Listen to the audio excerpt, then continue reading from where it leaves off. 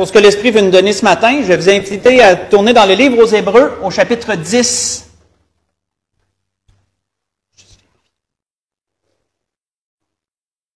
Dans le livre aux Hébreux, chapitre 10.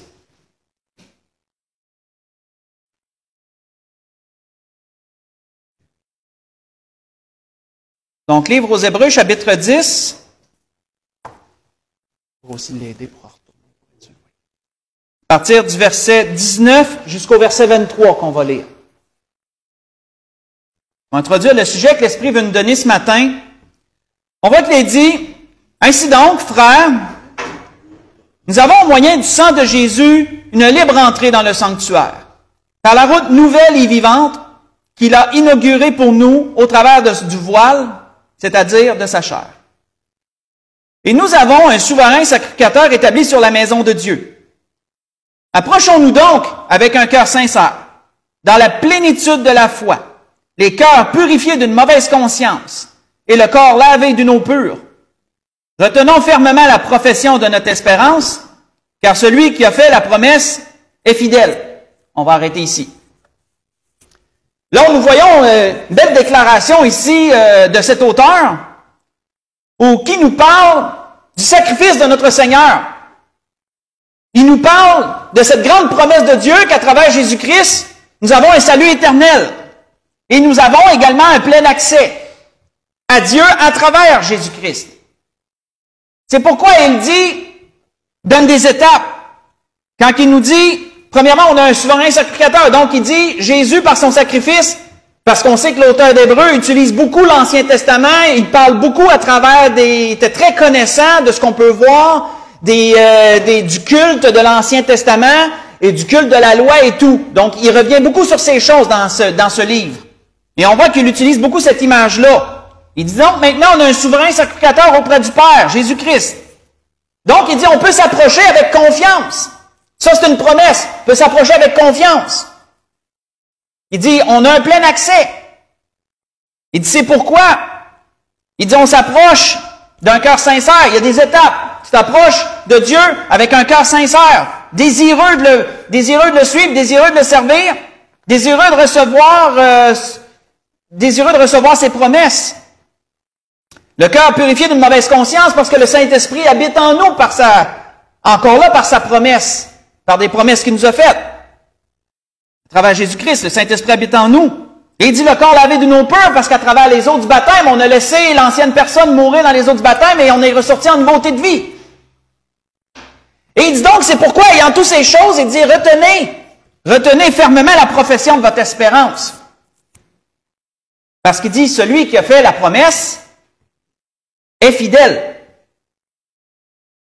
Vous savez, frères et sœurs, quand on parle de fidélité, on parle de quoi? Selon le dictionnaire, la fidélité, c'est un engagement formel. Soit à court, soit à long terme.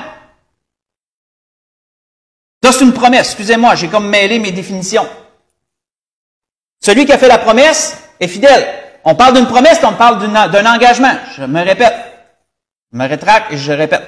Un engagement. Promesse, c'est un engagement formel qu'on fait. Soit à court, soit à long terme. Quand tu fais une promesse, tu t'engages. Et dépendant de la promesse que tu fais, mais c'est une promesse qui peut être immédiate ou c'est une promesse qui peut être plus loin dans le temps. Mais tu t'engages formellement quand tu fais une promesse. C'est pour ça que quand tu promets quelque chose à quelqu'un, assure-toi d'être capable de le respecter. Parce que c'est pas juste devant les hommes que tu t'engages. C'est devant Dieu que tu t'engages. La promesse d'un chrétien, ça devrait être une parole sacrée. C'est quelque chose que quand tu dis, tu vas le faire. Et les gens prennent confiance en cela. Pourquoi? Parce qu'il dit, celui qui a fait la promesse, celui qui s'est engagé. Dieu s'est tellement engagé de différentes façons envers les hommes. Et qu'est-ce que l'auteur dit? Celui qui a fait la promesse, ben il est fidèle. Fidélité, qui veut dire, selon le dictionnaire, qui ne s'écarte pas de quelque chose. Quand tu es fidèle, tu demeures dans la même ligne de pensée, tu demeures dans dans ce en quoi tu es fidèle. Qui ne s'écarte pas de quelque chose, qui n'y renonce pas. Quand tu es fidèle, tu demeures. Dieu, frères et sœurs, n'a pas seulement fait des promesses, il est fidèle dans les promesses qu'il a faites. On voit que David, dans les psaumes, nous disait à propos des promesses de Dieu, il dit, il se rappelle à toujours son alliance et ses promesses pour 1000 générations. Il dit dans le psaume 105, verset 8, Dieu n'a pas besoin d'avoir peur de faire des promesses et des promesses parce que Dieu, aussi grandes sont ses promesses et aussi nombreuses sont-elles, Dieu se souvient de chacune d'entre elles, mot à mot. Dieu ne peut pas oublier ce qu'il dit.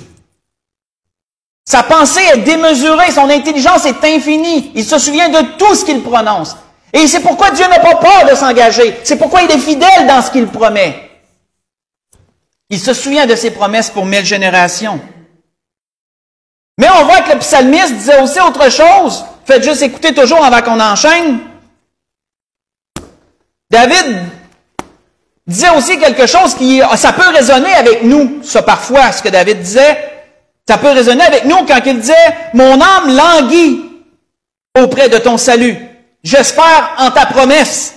Mes yeux languissent après ta promesse. Je dis, quand me consoleras-tu? » Voyez ça, ce que je viens de vous lire dans le psaume 119, verset 81 et verset 82.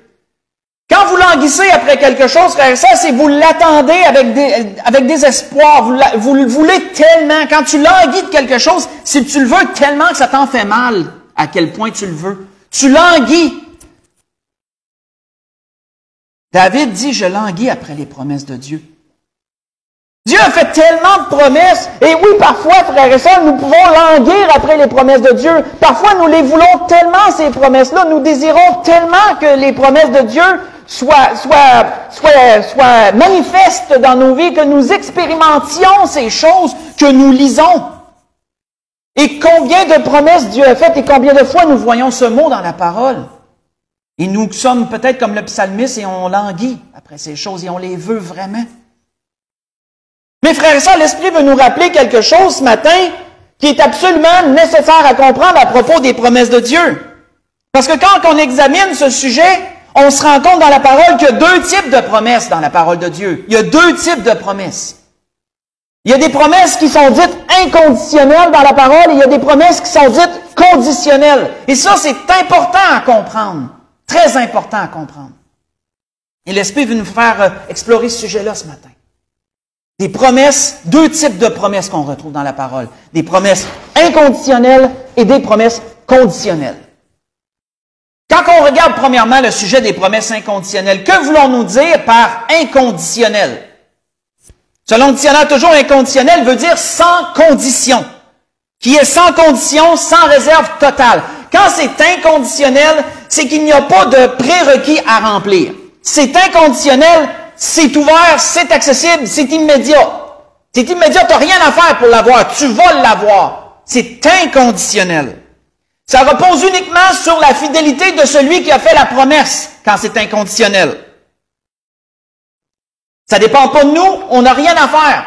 Ça dépend de celui qui le dit, si c'est inconditionnel. C'est lui qui s'engage et c'est lui qui va respecter cette promesse. Voyons un exemple de cela dans la Genèse au chapitre 9. Voyons un exemple de promesse inconditionnelle dans la Genèse au chapitre 9.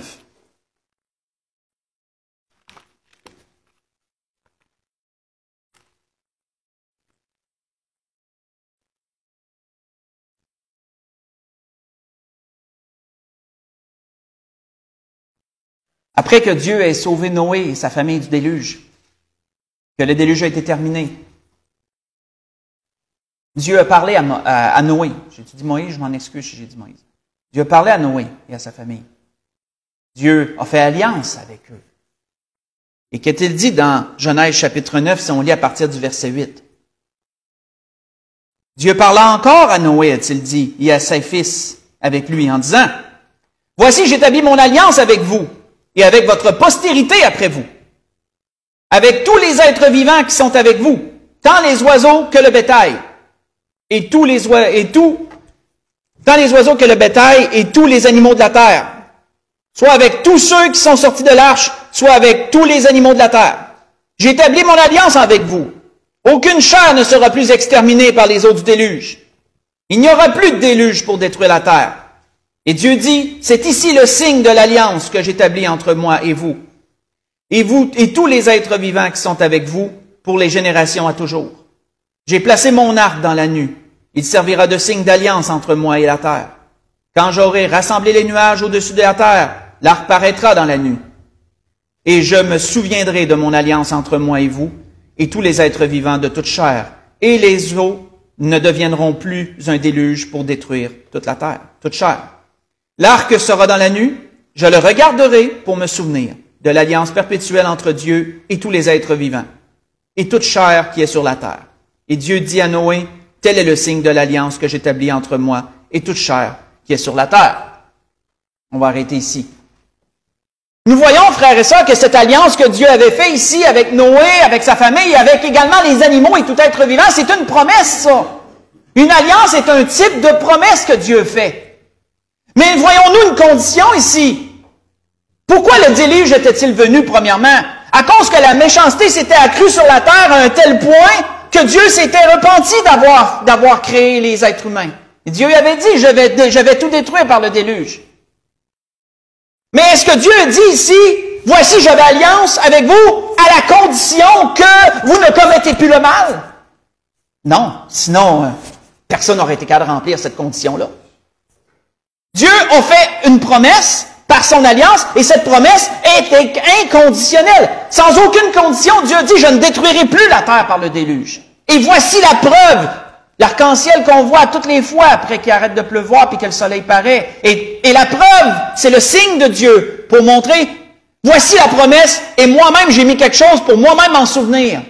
Même si Dieu n'oublie rien. Dieu a mis quelque chose devant lui et devant les hommes comme signe. Mais une promesse inconditionnelle, ça en est un bon exemple, ça. Aucune condition, je le donne et c'est ça.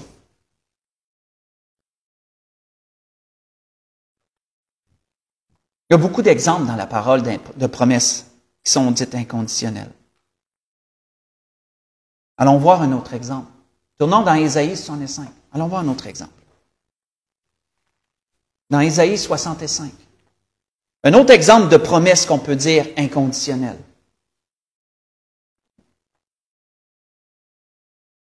De promesse faite sans aucune condition au préalable.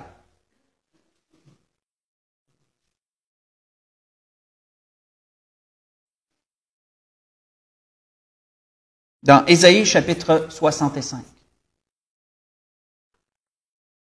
Ésaïe chapitre 65, on va lire 2 versets et ensuite on va sauter un endroit pour en lire 2 autres. Si on lit le verset 17 et verset 18, belle promesse que Dieu a fait à son peuple, au peuple d'Israël, au peuple juif. Et par répercussion, ça va venir à nous aussi par répercussion. On voit qu'il est dit, Ésaïe 65, verset 17 et 18, « Car je vais créer de nouveaux cieux et une nouvelle terre. On ne se rappellera plus les choses passées. Elles ne reviendront plus à l'esprit. Réjouissez-vous plutôt et soyez à toujours dans l'allégresse à cause de ce que je vais créer. Car je vais créer Jérusalem pour l'allégresse et son peuple pour la joie. » Si on saute ensuite au verset 23 et 24, qu'est-il dit? « Ils ne travailleront pas en vain. Ils n'auront pas des enfants pour les voir périr. Car ils formeront une race bénie de l'Éternel, et leurs enfants seront avec eux. Avant qu'ils m'invoquent, je répondrai. Avant qu'ils aient cessé de parler, j'exaucerai, dit Dieu. » On va arrêter ici, mais il n'y aurait pas grand-chose à lire par la suite. Mais on voit quoi ici? On voit que Dieu promet de créer des nouveaux cieux et une nouvelle terre où la justice va habiter. Mais Dieu n'a pas mis de conditions préalables avant d'avoir dit ça. Dieu n'a pas dit, je vais créer une nouvelle terre à condition que vous la méritiez, sinon, j'en crée pas. Dieu n'a pas dit ça. Dieu a dit, je vais créer de nouveaux cieux et une nouvelle terre. Et le peuple d'Israël va en être un joyau. Jérusalem sera la ville centrale de cette nouvelle terre. Et ces promesses, frères et sœurs, que Dieu a faites, sont inconditionnelles. Elles n'ont aucune condition préalable. C'est l'engagement de celui, ça dépend uniquement de l'engagement de celui qui l'a fait. Uniquement. Ça ne dépend pas de nous. On voit, faites juste écouter, une autre promesse. On voit que l'apôtre Pierre, ouais, sur cette promesse-là, l'apôtre Pierre avait dit quelque chose de très intéressant. Parce que l'apôtre Pierre l'avait relevé, ça. Qu'est-ce que l'apôtre Pierre avait dit sur cela? On voit qu'il avait dit sur cette promesse des nouveaux cieux puis une nouvelle terre, il avait dit, puisque tout cela est en voie de dissolution, en parlant de cette terre-ci, combien votre conduite et votre piété doivent être saintes.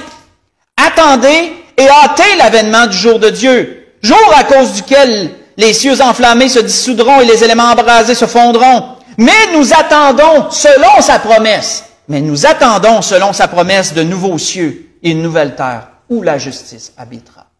Voyez ça dans 2 Pierre 3, j'ai lu du verset 11 au verset 13. Oui, encore aujourd'hui, nous attendons selon sa promesse.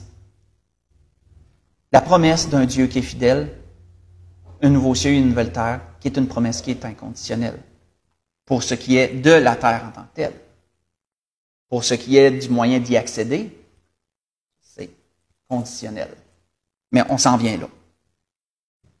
On voit que lorsque notre Seigneur a annoncé la venue de son oint, lorsque Dieu a annoncé par son prophète la venue du Seigneur Jésus un jour, qu'elle allait être un grand signe, le plus grand des signes pour Israël.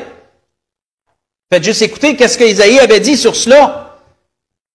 Il avait dit au roi Achaz, l'Éternel parla de nouveau à Achaz et lui dit, demande à ta faveur un signe à l'Éternel ton Dieu, demande-le, soit dans les lieux bas, soit dans les lieux élevés. Et Achaz répondit, je ne demanderai rien, je ne tenterai pas l'Éternel.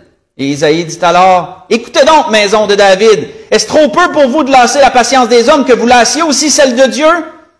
C'est pourquoi le Seigneur lui-même vous donnera un signe.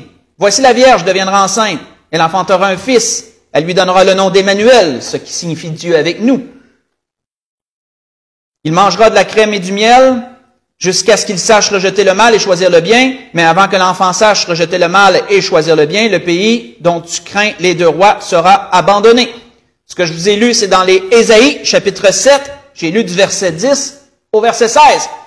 Quand le prophète a annoncé la venue de Jésus, qui allait être un grand signe pour Israël, Dieu, encore là, c'était une promesse que Dieu faisait, que son Fils allait venir. Et Dieu a-t-il dit, je vais envoyer mon Fils à la condition que... Vous le méritiez, mettons? Non. Dieu a dit, voici, je fais une promesse. J'envoie mon Fils. Un jour, mon Fils va paraître. Et c'est une promesse encore qu'on peut dire inconditionnelle, parce qu'elle n'avait aucune condition au préalable avant d'être dite. C'était une promesse qui était donnée à tous, qui était donnée à son peuple. Et cette promesse a été faite par l'amour de Dieu. Comme Jean le disait dans chapitre 3, verset 16, car Dieu a tant aimé le monde, hein? Car Dieu a tant aimé le monde qu'il a donné son Fils, afin que quiconque croit en lui ne périsse point, mais qu'il ait la vie éternelle. C'était dans le plan de Dieu, mais c'était encore là une promesse qui était inconditionnelle. Et Dieu avait donné cette promesse au moins 800 ans avant qu'elle ne s'accomplisse, ce qui est énorme. Mais il n'avait exigé aucune condition avant ça.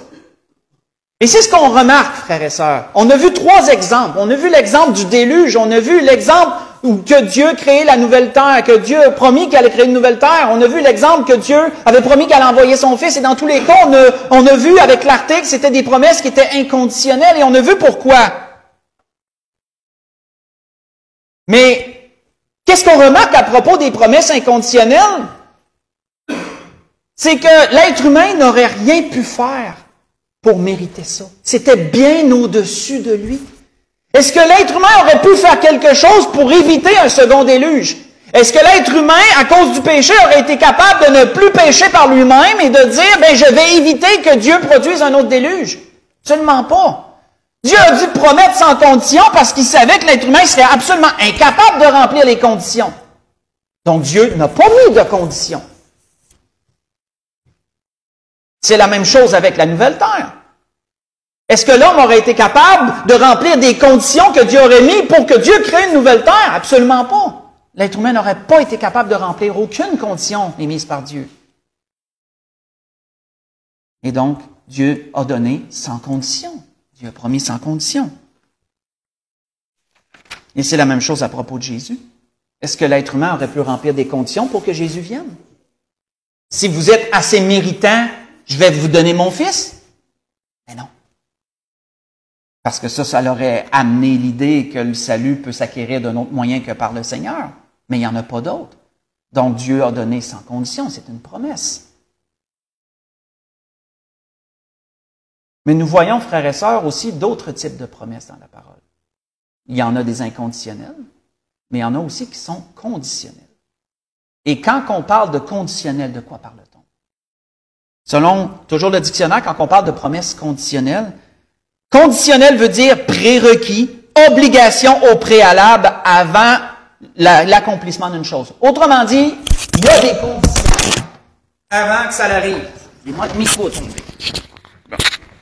Gesticule trop.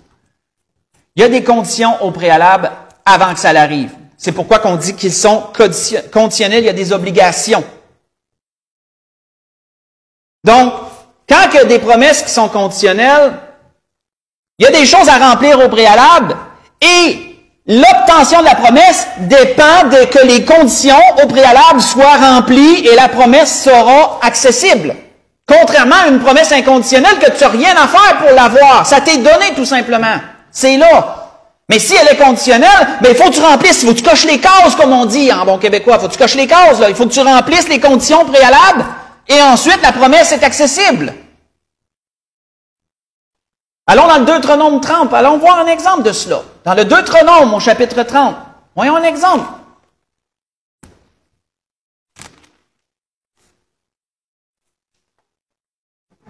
Qu'est-ce que Dieu avait dit un jour à son peuple, à cette nouvelle génération qui était sortie du désert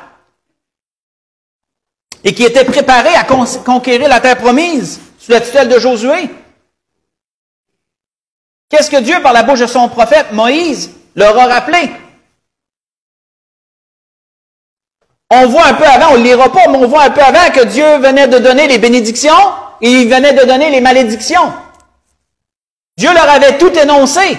Tout avait été dit. Et ces bénédictions étaient des promesses et ces malédictions étaient également des promesses, d'une part et d'autre. Et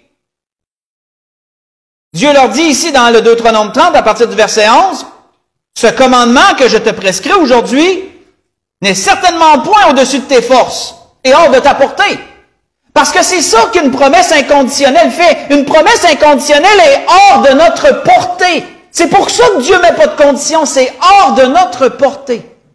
Mais une promesse qui est conditionnelle, c'est ce qui est dit ici, ce n'est certainement pas hors de ta portée. Autrement dit, ça t'est accessible.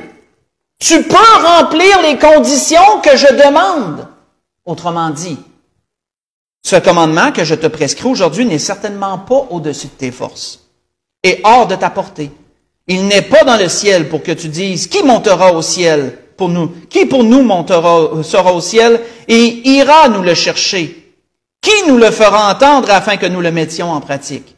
Il n'est pas de l'autre côté de la mer pour que tu dises, qui passera pour nous de l'autre côté de la mer et ira nous le chercher? Qui nous le fera entendre afin que nous le mettions en pratique?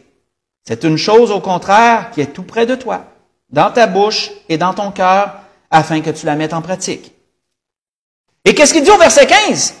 Vois, je mets aujourd'hui devant toi la vie et le bien, la mort et le mal. Et si on lit au verset 19, si on saute au verset 19 du même chapitre, il dit, j'en prends aujourd'hui à témoin contre vous le ciel et la terre, j'ai mis devant toi la vie et la mort, la bénédiction et la malédiction, choisis la vie. Autrement dit, tu as des conditions à remplir et tu as un choix à faire. Est-ce que tu veux remplir les conditions pour que la promesse te soit accessible ou non?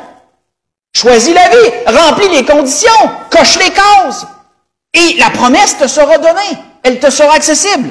Choisis la vie afin que tu vives. Choisir la vie pour eux, ça voulait dire quoi? Ça voulait dire obéissez à mes lois et toutes les promesses de bénédiction que je vous ai données, eh bien, elles vous seront accessibles. Puisque vous aurez rempli mes conditions pour les avoir. Choisis la vie afin que tu vives, toi et ta postérité, pour aimer l'Éternel ton Dieu et pour obéir à sa voix et pour t'attacher à lui. On voit que David, certainement en méditation sur les promesses de Dieu et sur ce type de promesse qui est conditionnelle, on voit que David disait dans un psaume à propos de cela, il dit, ma part, ô Éternel, je le dis, c'est de garder tes paroles. Ma part, hein, c'est quoi des promesses conditionnelles? C'est qu'il y a une part à remplir. Donc David dit, ma part, autrement dit, le préalable que je dois remplir, ma part, ô Éternel, c'est de garder ta parole. J'implore de tout mon cœur, aie pitié de moi selon ta promesse. Je réfléchis à mes voies, je dirige mes pieds vers tes préceptes, je me hâte, je ne diffère point d'observer tes commandements. Les pièges des méchants m'environnent et je n'oublie point ta loi. Au milieu de la nuit, je me lève pour te louer à cause des jugements de ta justice. Et je suis l'ami de tous ceux qui te craignent et de ceux qui gardent tes ordonnances. La terre, ô Éternel, est pleine de ta bonté. Enseigne-moi tes statuts. Voyez ça dans le psaume 119. J'ai lu verset 57 au verset 64. David comprenait qu'une promesse conditionnelle a des parts à remplir et il dit, oui, j'ai une responsabilité là-dedans. Ma part, c'est de garder ta parole. Et je sais que si je garde ta parole, ben, je vais cocher les cases. Je vais remplir le prérequis. Et je vais avoir accès à tes promesses.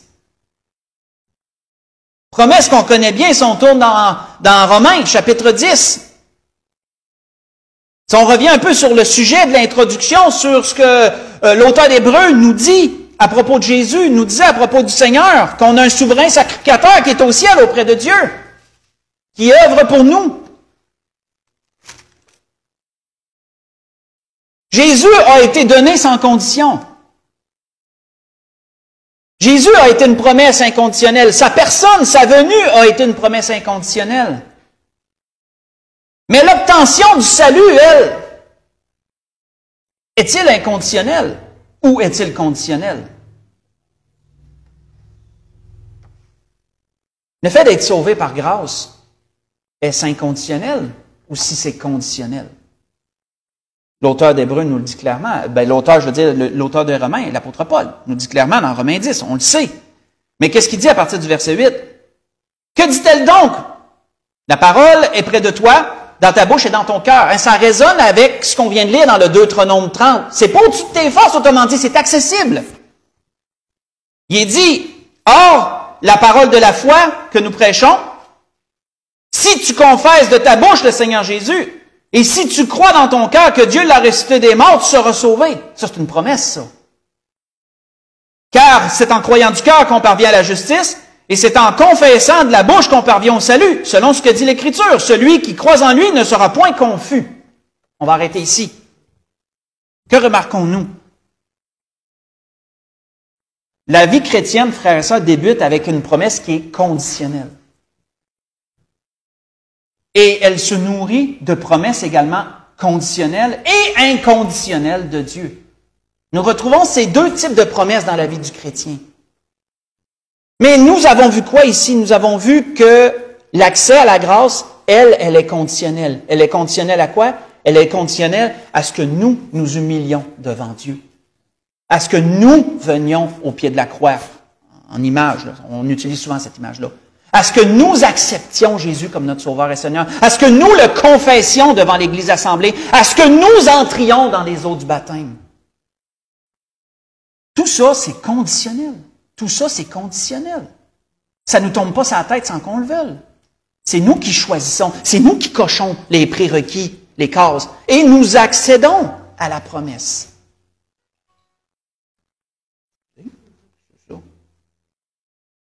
Quand nous voyons, ici, nous voyons un si. Si tu confesses, si nous voyons dans la parole des promesses, mais qu'avant ces promesses, nous voyons un si, nous voyons un mais, c'est qu'il y a une condition. Ces petits mots démontrent automatiquement qu'il y a condition. Automatiquement. Parce que si implique que peut-être tu le feras pas, ou peut-être tu vas le faire. Ça dépend de toi. Si tu le fais pas, si tu le fais, voilà. On voit que Jean disait aussi, faites juste écouter, Jean nous disait quoi aussi, autre promesse conditionnelle dont le chrétien se nourrit quotidiennement à cause de ses besoins. Si nous disons que nous n'avons pas de péché, nous nous séduisons nous-mêmes et la vérité n'est point en nous. Donc, jamais un chrétien pense qu'il n'a pas de péché. On doit toujours s'humilier devant Dieu parce qu'on pêche continuellement d'une façon ou d'une autre. Donc, un chrétien ne peut pas dire qu'il n'a pas de péché. Mais si, encore là, notez le si nous disons que nous n'avons pas de péché, ça veut dire que c'est pas tout le monde qui pense ça. Mais ensuite, il dit quoi? Si nous confessons nos péchés, Il est fidèle et juste pour nous pardonner et pour nous purifier de toute iniquité, parce que c'est une promesse, ça aussi. Si tu as péché, qu'est-ce que le Seigneur te dit? Si tu as péché, repens-toi devant Dieu. Repens-toi, il est fidèle, sa promesse est certaine, il est fidèle, il va te pardonner. Si tu confesses tes péchés. Donc, c'est conditionnel. Tu as accès à son pardon, parce que c'est une promesse qui est certaine, si tu te repens. Et si tu confesses tes péchés. Si nous disons que nous n'avons pas de péché, nous le faisons menteur, sa parole n'est point en nous. Vous voyez ça dans 1 Jean chapitre 1, j'ai lu du verset 8 au verset 10. Mais voyez-vous encore là le si. Si tu confesses. Toujours parce que c'est conditionnel. Tu dois cocher la case. Tu dois remplir le préalable pour obtenir la promesse.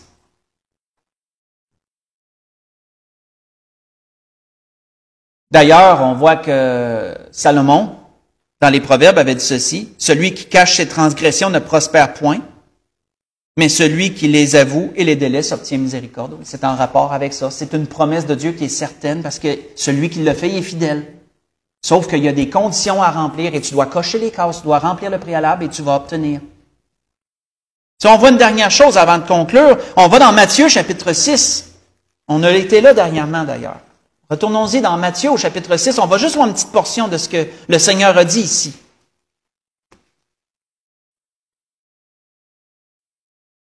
Matthieu chapitre 6. Si on lit à partir du verset 31. Verset 31 au verset 34.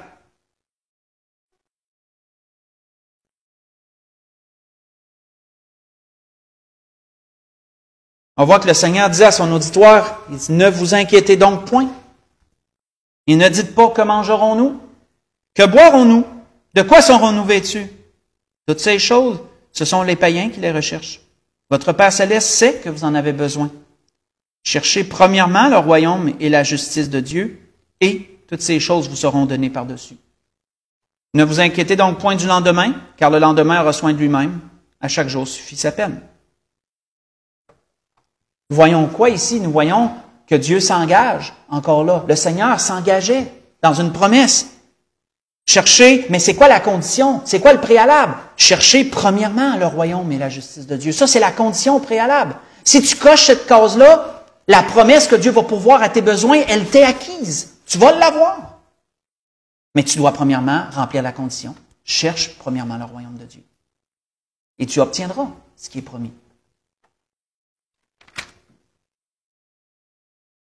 C'était ce que l'Esprit voulait nous parler ce matin. L'Esprit voulait nous parler ce matin des promesses de Dieu parce qu'on languit souvent après les promesses de Dieu. On les désire, ces promesses de Dieu-là. On les lit et des fois on se dit, je voudrais tellement l'avoir dans ma vie. Mes frères et sœurs, on ne se pose pas la question, est-ce que c'est des promesses qui sont conditionnelles ou inconditionnelles? Ce après quoi on languit. Si c'est inconditionnel, si on languit de cette nouvelle terre qui s'en vient, merveilleux. Mais si, frères et sœurs, on languit d'y accéder, bien, il faut cocher les cases. Autrement dit, c'est que premièrement, il faut être sauvé et il faut vivre selon les voies du Seigneur. Si on languit, frères et sœurs, de promesses de Dieu concernant des besoins qu'on a dans nos vies, posons-nous la question, c'est-tu inconditionnel ou si c'est conditionnel? Si c'est conditionnel, frères et sœurs, cherchons les prérequis, remplissons les prérequis pour obtenir les promesses qui nous sont données. Et c'est toujours comme ça. C'est toujours comme ça. Et si on comprend ça, frères et sœurs, ben, les promesses seront accessibles. Parce que parfois, on prend certaines promesses de Dieu qui sont conditionnelles et on agit comme si elles étaient inconditionnelles. Et donc, à ce moment-là, on attend après puis on ne les a pas. Parce qu'on agit comme s'ils étaient inconditionnels, comme s'il n'y avait pas de conditions à remplir. Mais il y en a. Il y en a, il faut les remplir. L'Esprit voulait nous rappeler ça ce matin. Ici, on conclut, on va encore aller dans l'auteur aux Hébreux, mais on va aller dans le chapitre 6 cette fois-ci. Dans le livre aux Hébreux, mais on va aller au chapitre 6. Chapitre 6, versets 11 et 12.